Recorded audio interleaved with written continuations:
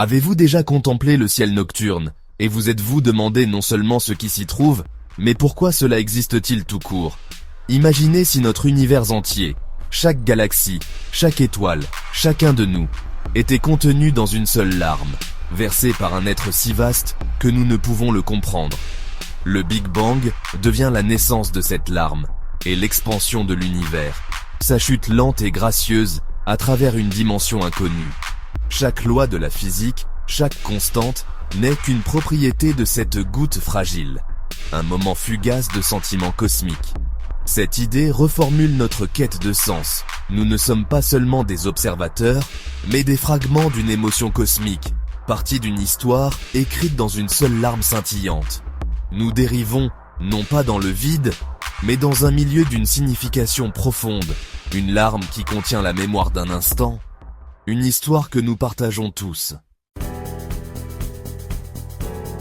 Notre univers observable semble infini, mais et si ce n'était qu'une seule goutte dans un océan bien plus vaste? Comme un microbe dans une goutte de pluie, nous ne connaissons que notre minuscule monde, inconscient de la feuille, de l'arbre ou de la planète au-delà. Le bord de notre univers pourrait être la tension superficielle de cette larme, nous séparant de réalité au-delà de l'imagination. Si notre univers est une larme, quel est l'océan à travers lequel elle tombe? Est-ce un vide, ou une étendue infinie remplie d'autres larmes, d'autres univers, chacun avec sa propre histoire? Cette métaphore nous rend humbles. Nous ne sommes pas le centre, mais une humble goutte dans une averse cosmique. Notre réalité, avec tout son drame et sa beauté, pourrait n'être qu'un scintillement dans une symphonie de création sans fin. L'idée de notre univers comme une émanation d'un être supérieur fait écho aux mythes et philosophies antiques. De nombreuses traditions voyaient le cosmos comme né du corps, du rêve ou de l'émotion d'un dieu. Un univers non pas construit, mais ressenti. Le néoplatonisme imaginait la réalité s'écoulant d'une source parfaite, chaque couche un écho plus faible, un peu comme une larme se séparant de son origine.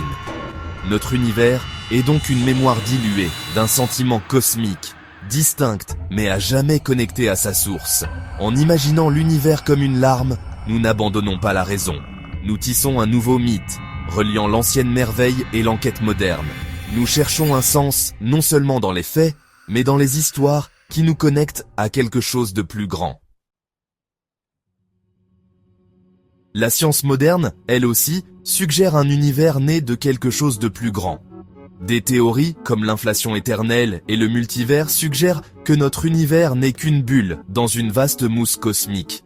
Chaque bulle, un univers avec ses propres lois, émerge d'une fluctuation quantique, un événement spontané dans le tissu de la réalité. Cette vision scientifique reflète notre métaphore poétique, un univers larme, une bulle, une exception fugace dans une existence plus vaste. Que nous l'appelions une larme ou une fluctuation quantique, l'idée est la même. Notre réalité a émergé d'un processus au-delà de ses propres frontières. Science et poésie convergent. Notre univers est un moment fragile et magnifique dans une étendue mystérieuse et infinie. Nous faisons partie de quelque chose de bien plus grand que ce que nous pourrons jamais pleinement saisir. Si notre univers est une seule larme, la question ultime est « qui pleure et pourquoi ?» Notre cosmos est-il né du chagrin, de la joie ou de la solitude? Peut-être est-ce un mémorial à un amour perdu ou une réponse à une solitude cosmique? Chaque nébuleuse, chaque étoile, chaque vie pourrait être le reflet d'une émotion vaste et inconnaissable. Peut-être existons-nous pour tenir compagnie au Créateur, pour remplir le silence de nos histoires et de nos rires. Nous ne connaîtrons peut-être jamais la réponse, mais la poser change notre façon de voir le monde.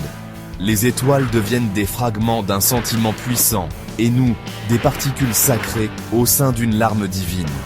Le cosmos n'est pas vide, mais rempli d'un sens profond et magnifique.